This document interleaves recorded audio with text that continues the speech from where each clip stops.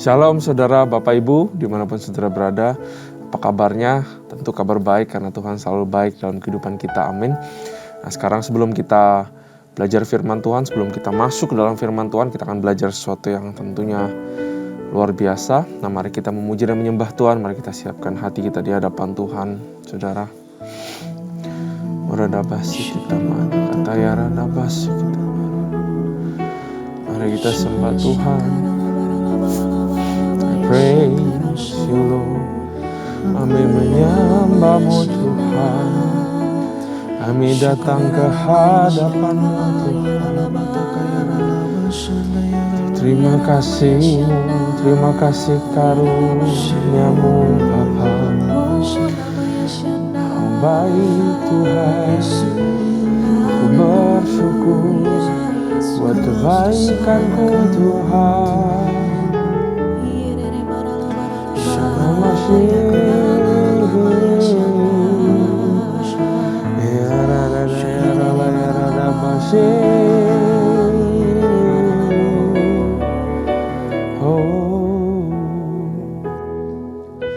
Di hadapan hadirat-Mu ya Bapa, ku datang dengan penuh kerinduan. Di hadapan hadirat-Mu ya Bapa,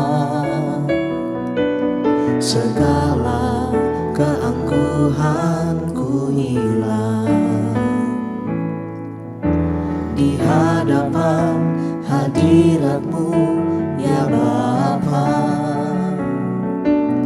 ku datang dengan penuh kerinduan. Di hadapan hadirat-Mu ya Bapa, segala keangkuhanku hilang. Ku sembahkan ya Bapa, ku sembahkan ya Tuhan, ku tinggikan nama-Mu Yesus dalam hidupku selalu. Ku sembahkan ya Bapa, ku sembahkan ya Tuhan, ku tinggikan nama-Mu Yesus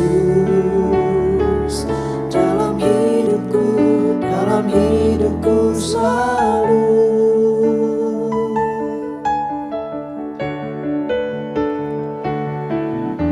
Di hadapan hadirat-Mu ya Bapa, ku datang dengan penuh kerinduan. Di hadapan hadirat-Mu ya Bapa, segala keangkuhanku hilang. Ku sembahkan ya Bapa, ku sembahkan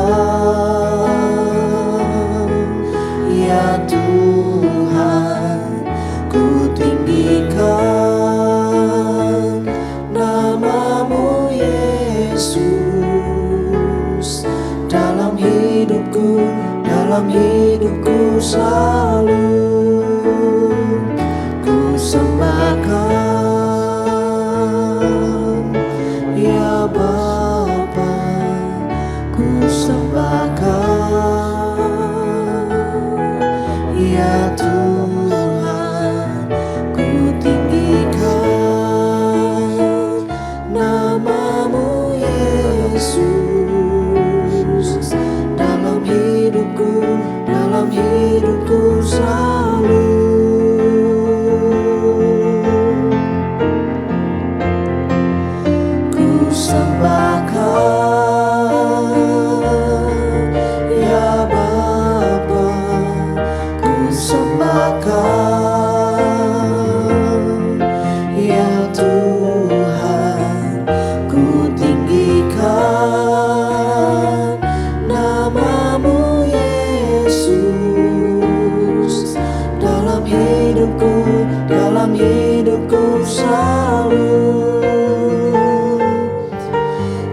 dalam hidupku selalu,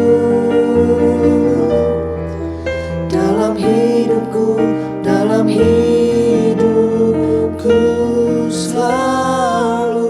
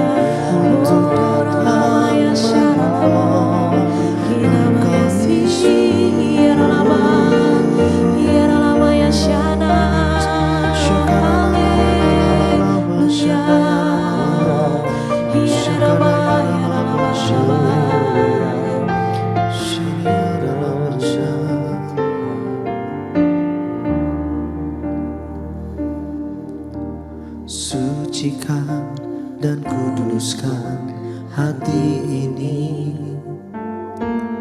untuk layak menghadap hadirat-Mu.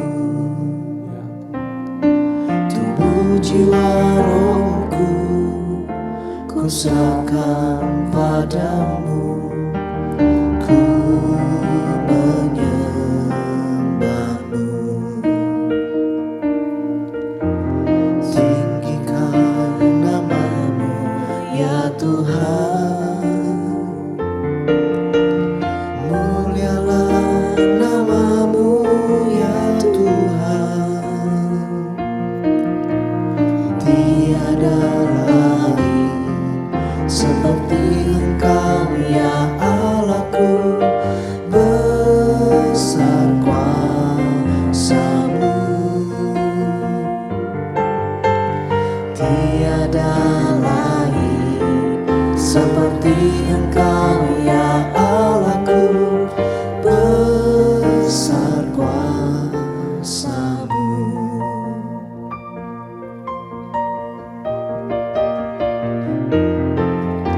Sucikan dan kuduskan hati ini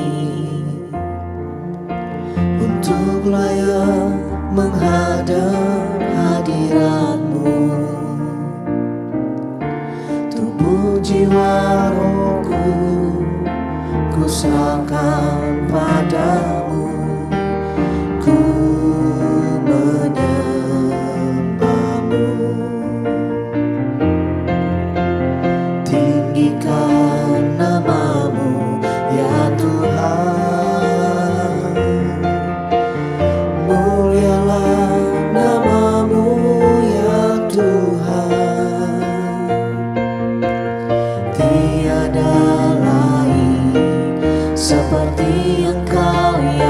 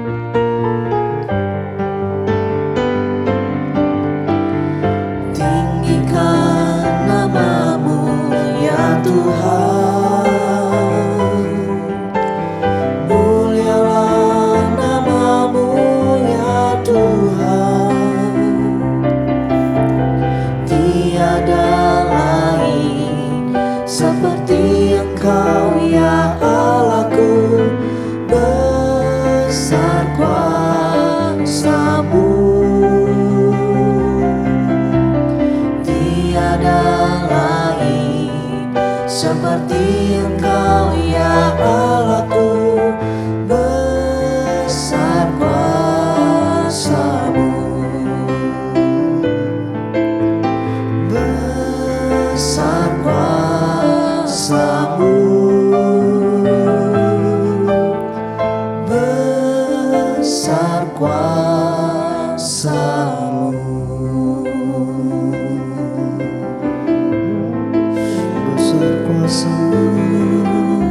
Besar kuasa-Mu, Tuhan, tiada lain yang seperti-Mu.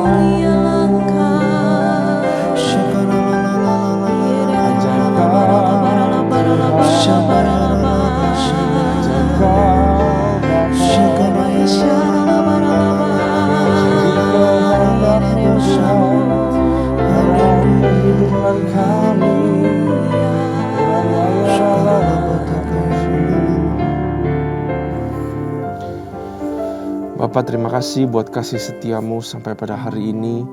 Sebagaimana kami ada begitu karena semua kemurahan dan kebaikan-Mu Tuhan, kami bersyukur. Dari segala pujian dan kemuliaan Tuhan, kami kembalikan kepada tangan-Mu Tuhan, kepada Engkau sendiri ya Tuhan. Bapa, berkati kami dalam pembelajaran kali ini. Urapi lidah bibir hamba-Mu, lindungi hamba-Mu dari balik salib-Mu Tuhan. Berkati semua yang mendengar supaya kami beroleh pengertian Tuhan, dan pengertian yang merubahkan kehidupan kami. Terima kasih Tuhan. Hanya di dalam nama Tuhan Yesus kami sudah berdoa, kami sudah praise and worship. In the name of Jesus. Amen. Shalom saudara, sekali lagi ya, salam sukacita buat kita semua. Nah, saya mau ajak kita buka 2 Raja-Raja pasal yang ke-16. Ya, 2 Raja-Raja pasal yang ke-16. 2 Raja-Raja pasal ke-16 akan menceritakan kita seorang Raja Yehuda yang bernama Ahaz, saudara. Nah, mari kita baca sama-sama.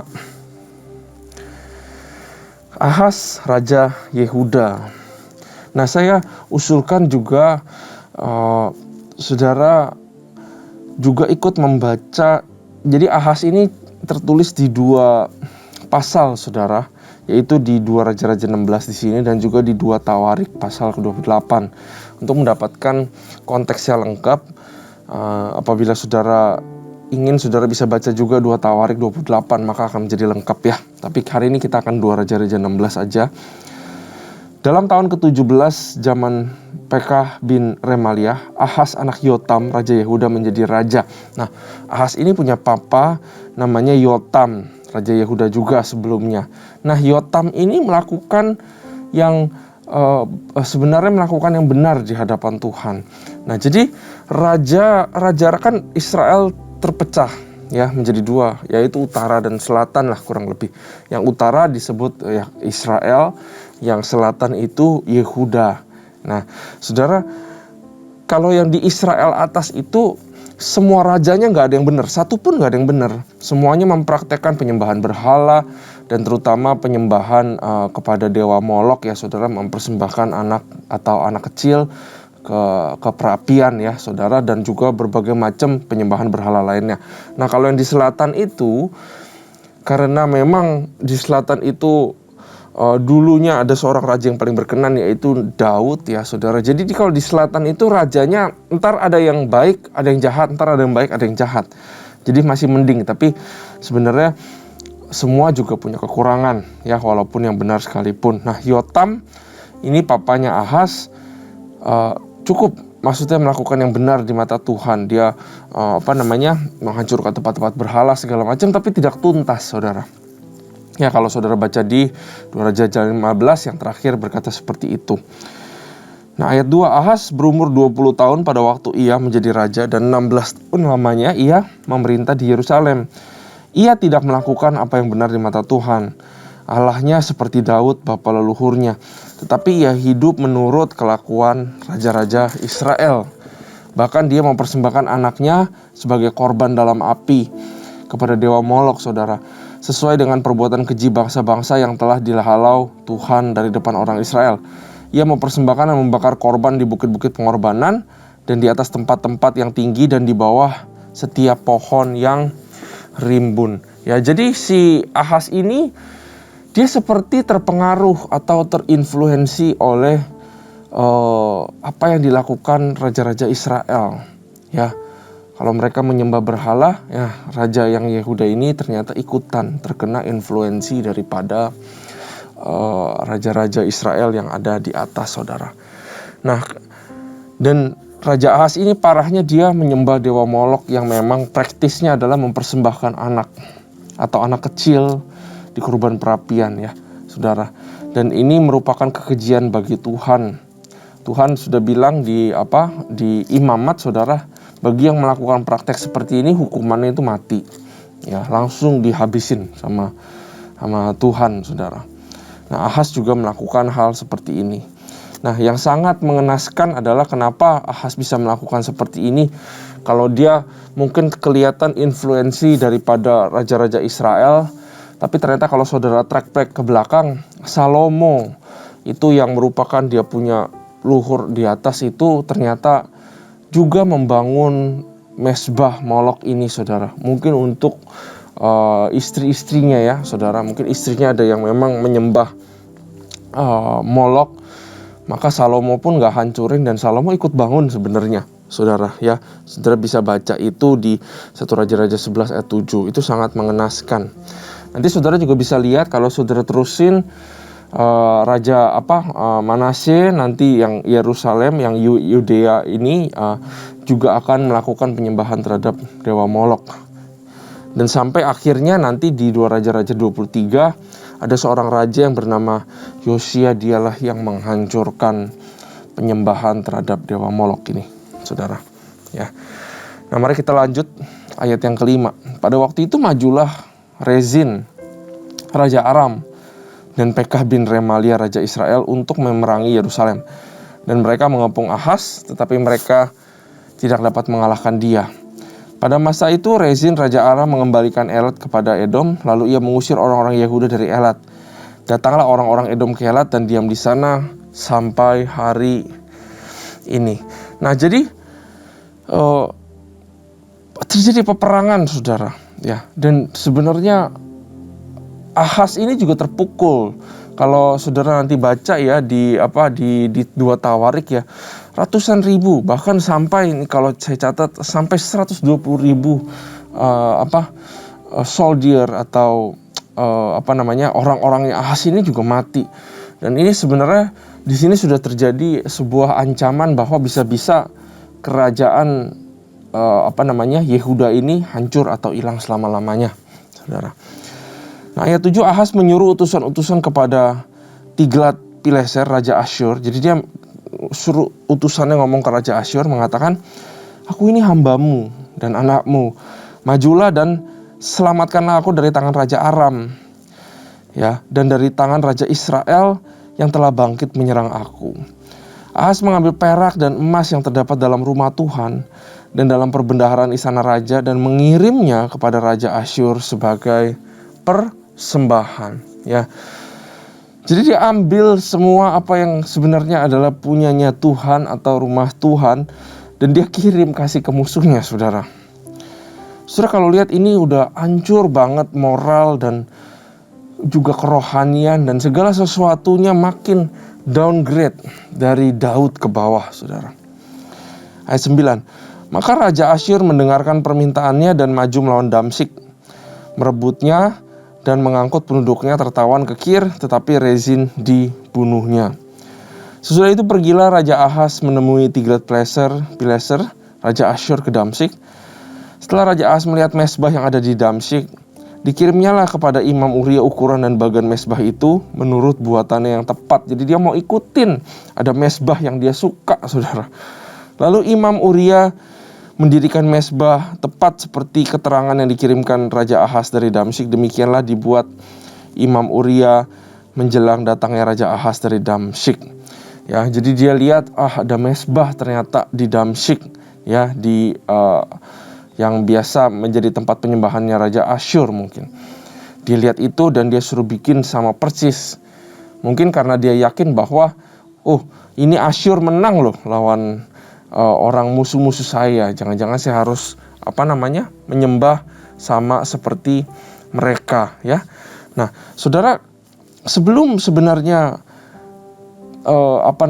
Ahaz ini minta pertolongan kepada Asyur, kan Ahaz terdesak ya, saudara. Sebenarnya kalau kita baca di 2 Tawarik, yaitu tepatnya ada juga di Yesaya 7, ya, saudara. Sebenarnya Nabi Yesaya itu sudah sudah menawarkan bantuan gitu. Kalau kamu mau ditolong Tuhan, kamu harus ikut kembali jalannya Tuhan, kurang lebih seperti itu. Tapi waktu itu Ahaz menolak, dan dia malah minta pertolongan kepada Raja Asyur. Nah, mari kita lanjut baca ayat 11. Lalu Imam Uria mendirikan mezbah, tepat seperti keterangan yang dikirimkan Raja Ahaz dari Damsyik. Demikianlah dibuat Imam Uria menjelang datangnya Raja Ahaz dari Damsyik. Setelah Raja pulang dari Damsyik, maka Raja melihat mezbah itu. Lalu mendekatlah Raja kepada mezbah itu, naik ke atasnya, membakar korban bakarannya dan korban sajiannya, mencurahkan korban curahan di atas mezbah itu, dan menyiramkan darah korban keselamatan kepadanya. Bukan cuma dia bangun mezbah, ya, dia ikut menjadi imamnya yang melakukan upacaranya, saudara. Dan high priest, yaitu imam besarnya Imam Uria, juga menyetujui apa yang Ahaz lakukan, kurang lebih, saudara. Kita bisa lihat bagaimana keadaan bahwa tidak ada satupun orang yang dalam notabene-nya berdiri atas keyakinan atau iman yang benar lagi, saudara.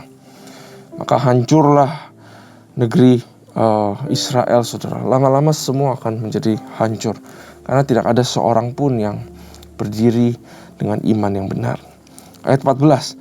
Tetapi ia menyuruh menggeser mezbah tembaga yang ada di hadapan Tuhan, dari depan rumah Tuhan, dari antara mezbah baru rumah itu, dan menaruhnya di sebelah utara mezbah baru itu.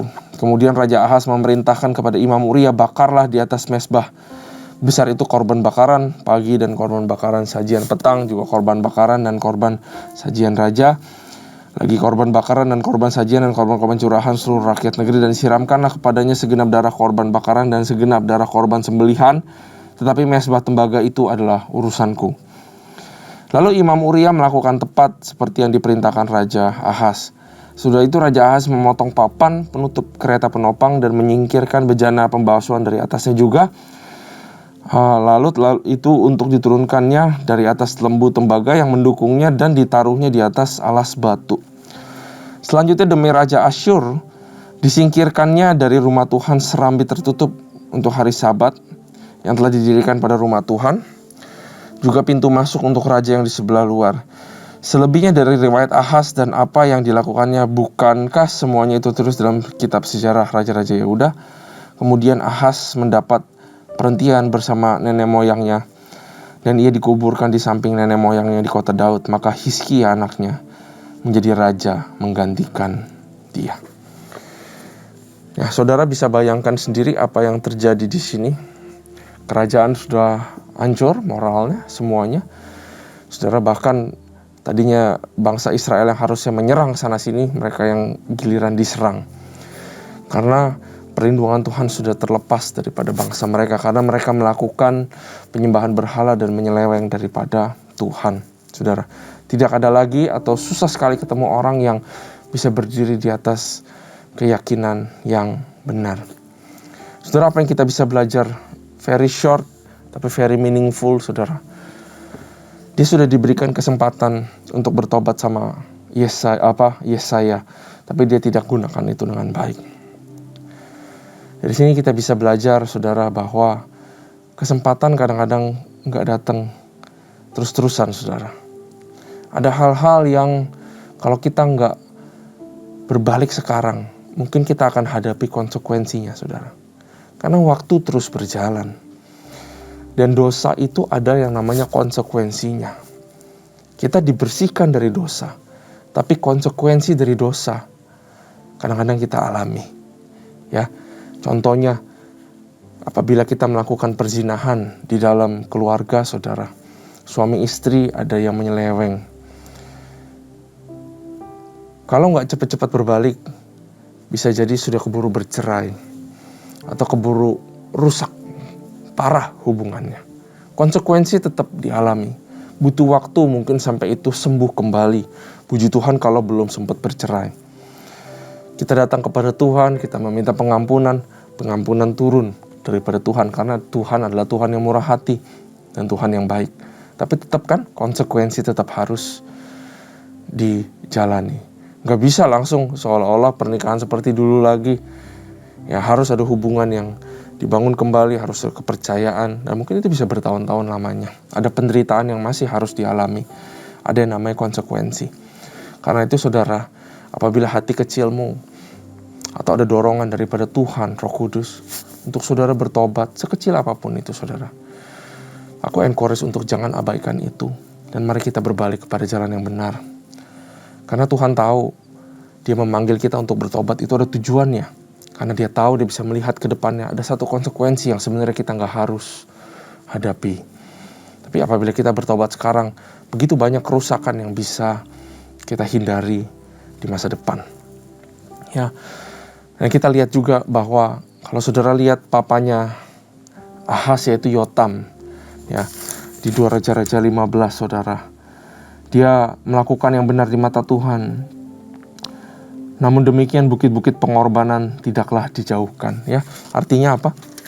Yotam ini berusaha untuk membersihkan penyembahan berhala, tapi nggak selesai, saudara, nggak tuntas. Ya, dan akibatnya apa yang tidak dituntaskan menyerang kembali keturunannya. Ya, ini saya pernah bagikan bahwa segala sesuatu yang tidak berkenan di mata Tuhan, di generasi kita sekarang masih hidup dan bernapas, baiklah kita tuntaskan itu, supaya itu tidak menggerogoti keturunan kita, saudara. Jangan cuma warisi tahta, jangan cuma warisi warisan, ya, berupa tahta atau uang, saudara, kepada keturunan kita. Tapi warisilah kehidupan yang benar. Saat kita mati, bagaimana kita mau dikenang oleh anak kita? Saya berdoa supaya saat kita mati, saudara, semua orang akan bilang ke anak kita, papamu adalah orang yang benar. Papamu atau mamamu adalah orang yang mencintai Tuhan. Dan itu adalah harta yang paling indah yang kita bisa berikan kepada keturunan kita. Ya. Dan yang terakhir, saudara, kalau saudara lihat pada akhirnya Ahaz menang. Ya, kita melihat bahwa orang yang tidak ikut jalan Tuhan pun menang. Ya, mereka bisa punya glory juga, saudara. Artinya apa? Jangan iri terhadap keberuntungan atau kemenangan orang-orang yang tidak di dalam Tuhan. Ya, intinya saudara, gak cuman jangan iri sama orang-orang jahat, tapi jangan iri kepada semua orang. Karena setiap kita punya berkat dan porsinya yang masing-masing, saudara. Ya. Kalau kita lihat orang-orang yang jahat, yang tidak benar, saudara, orang-orang yang korup, saudara, sekarang kalau lihat media sosial, saudara akan kaget. Ya, pegawai negeri katanya gajinya cuma 3-5 juta, tapi hartanya belasan miliar. Terus berlanjut sampai sekarang sudah 1 bulan. Orang demi orang diperiksa, orang demi orang diperiksa. Ya, mungkin ada mereka yang memang punya bisnis sendiri, saudara. Tapi ya, mungkin ada daripada mereka yang kalau korupsi, saudara. Jangan iri kepada mereka. Karena mereka membangun istananya di tepi jurang sebenarnya. Tinggal tunggu longsor, jatuh semua. Tapi bagi kita yang ikut jalan Tuhan, walaupun kita bukan punya istana, saudara, kita punya rumah yang sederhana. Tapi saya percaya ada yang namanya sukacita dan damai sejahtera. Dan rumah kita itu dibangun bukan di tepi jurang, tapi di tanah atau di daerah yang penuh dengan kesuburan, saudara. Tuhan menaruh kita ke tanah yang subur, yang hijau dan tenang, saudara. Itulah upah daripada orang-orang yang mengikuti Tuhan. Mungkin bukan harta, mungkin bukan tahta. Tapi saya percaya ada damai sukacita, damai sejahtera, dan kehidupan pasti dicukupkan sampai keturunan ke bawah, saudara. Jangan menjadi iri, jangan membanding-bandingkan. Ya, karena kalau kita membanding-bandingkan, itu kita sudah kehilangan sukacita, kita kehilangan karakter kita, saudara. Ya, tadinya kita biasa-biasa aja, tapi kita menjadi orang yang iri, saudara. Kita kehilangan fokus. Dan kalau kita banding-bandingkan dan kita iri, bisa jadi kita kehilangan hubungan yang sudah dibina selama ini dengan orang yang kita banding-bandingkan, saudara. Ya, belajar banyak, saudara. Saya tentu belajar banyak. Tapi satu hal terakhir yang saya mau bilang, saudara. 2 raja-raja menceritakan kisah raja demi raja. Narasi yang diilhamkan kepada orang yang menulis ini daripada Roh Kudus adalah begini. Si ini memerintah segini tahun. Dia benar di mata Tuhan, lalu dia mati. Dikuburkan bersama nenek moyangnya. Kurang lebih begitu semua. Ya mungkin di tengahnya adalah perang ke sini, perang ke sana, terjadi ini, terjadi itu. Tapi semua begitu kalau saudara lihat. Anak si ini memerintah benar atau tidak benar di mata Tuhan. Begitu semua. Artinya apa? Di dalam kehidupan saudara. Gak usah jauh-jauh. Bahwa Tuhan melihat satu hal yang paling esensial. Kehidupanmu benar atau enggak di mata Dia. Udah itu doang. Saya berdoa buat kita semua. Seandainya keturunan kita sampai ke bawah nanti dituliskan. Seandainya saudara dituliskan. Saya berdoa bahwa saudara mungkin tertulis hidup berapa puluh tahun. Punya anak ini, saudara benar di mata Tuhan. Anakmu, bapaknya ini, hidup segini tahun, profesinya ini, hidup benar di mata Tuhan. Cucumu, namanya ini, menikah dengan ini, ya hidup benar di mata Tuhan. Saya berdoa biar ada berkat itu turun, dan biar Roh Kudus bekerja kepada kita semua. Amin. Terima kasih Tuhan buat firman ini, sungguh sangat mendidik kami Tuhan. Biar kami menjadi orang yang hidup benar di hadapan-Mu ya Tuhan. Apabila ada kesempatan bertobat, biar Roh Kudus yang dorong kami, ingatin kami, supaya kami menggunakan kesempatan ini untuk bertobat senantiasa di dalam kehidupan kami. Terima kasih Tuhan, terima kasih Bapa.